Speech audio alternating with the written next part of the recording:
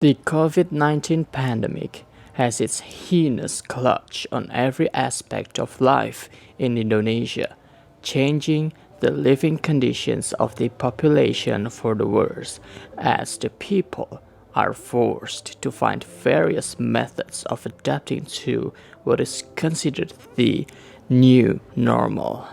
One such sector that is heavily impacted by the pandemic is the education sector.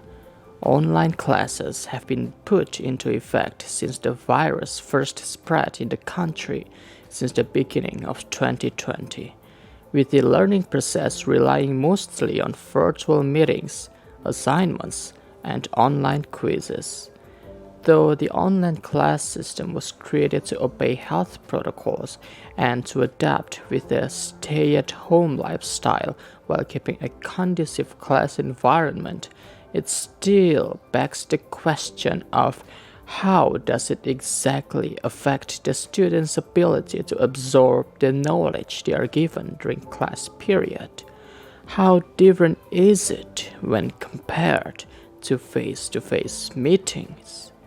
We are Group 171 from Universitas Airlangga 64th Community Service Program.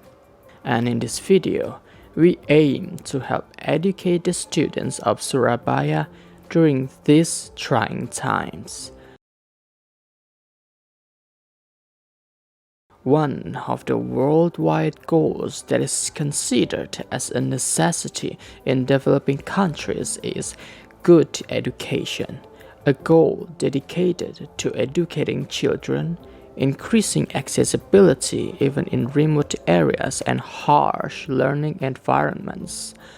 Our community service aims to provide students with ample information and knowledge, assisting them through supplements of educational material that is otherwise difficult to understand without the guidance of teachers, which is minimalized during the pandemic due to the lack of direct class meetings. Tapi emang kalau dari sekolah tuh, apalagi online gini kan, jadi bosen terus kayak ya ngerjain, yang penting ngerjain, yang penting ngerti. Tapi kalau lewat video lewat video yang kemarin selama ini tuh jadi apa ya, lebih bisa dimengerti gitu, karena kadang gurunya juga jelasinnya ya gitu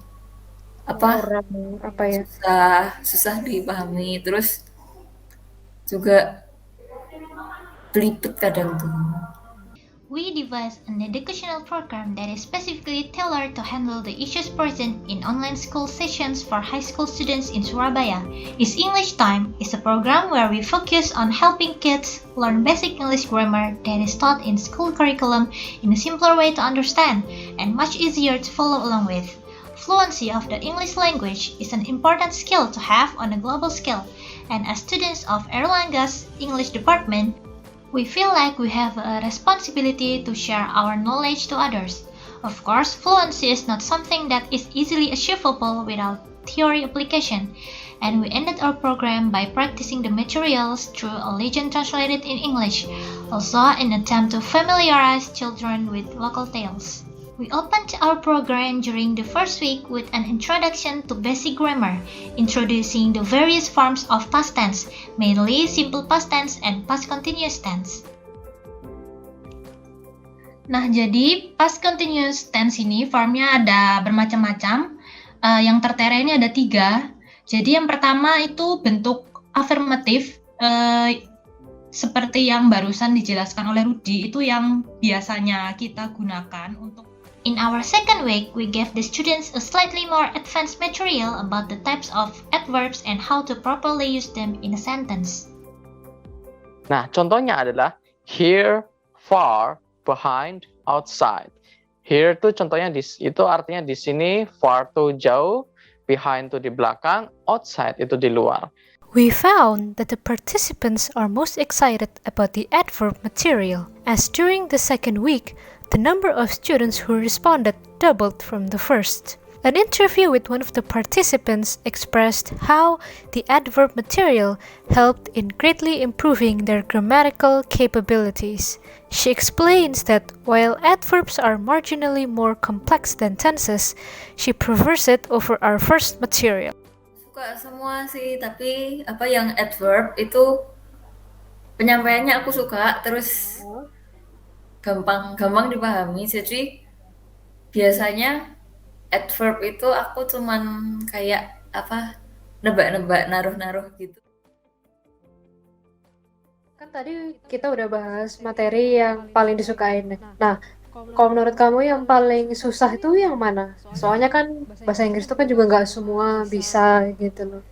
Kan pasti ada materi yang agak susah dipahami gitu. Adverb juga. karena apa ya? Kayak Contohnya banyak gitu kan. iya banyak, dan itu Nggak sih apa tentu. masih kayak menempatkan penggunaan apa kata-katanya tuh bingung. Tapi kalau disuruh nyusun kalimat, ngerti harus masukin kata apa, harus menggunakan kata Iya, apa. iya. Tapi Jadi kalau kayak saya jenisnya jelaskan, gitu juga kan. ya We end our program on a high note by sharing to our participants a video of Indonesian folklore, specifically the legend of how the city of Surabaya came to be through the colossal fight between Sura and Baya, that is translated into English as a form of theory application of both past tenses and adverbs. We provided participants with a form that functions as a post-test to measure how well the students are doing after consistently joining our program. One day, he decided to go to the river. At the side of the river, there was a deer that was drinking water. Sura felt hungry, so he swam silently to the edge and jumped out to catch the deer.